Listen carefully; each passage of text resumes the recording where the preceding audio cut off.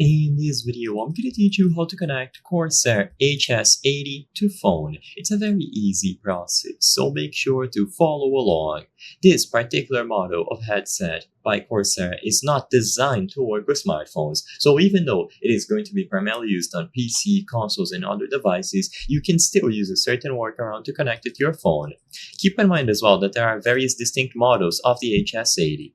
The standard one will not have Bluetooth, which makes this connection a little bit more difficult. However, if you have the HS80 Max, then you will have Bluetooth, and I'm going to be talking about that model in the end of this video. So for the standard model, you will have to connect it using this USB dongle. So you plug this dongle into the particular device where you want to use it, and then you power on the headset, and it should automatically connect itself to the dongle. But of course, because smartphones do not have a USB-A port, then what you have to do is use an adapter. So you plug one end of the adapter into the charging port of your device, so usually it is going to be USB-C, and then the other end will give you access to a USB-A port. All that you have to do afterwards is plug the wireless receiver here and then power on the HS80, and it should pair itself up to the receiver as long as it was plugged into the adapter that is currently connected to your phone.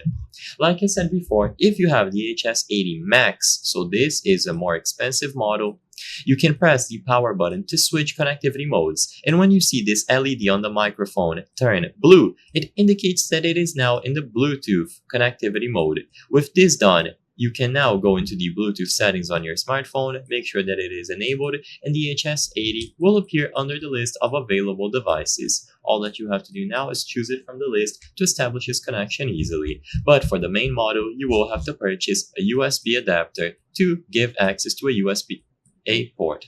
I hope I was able to help you on how to connect HS80 to phone.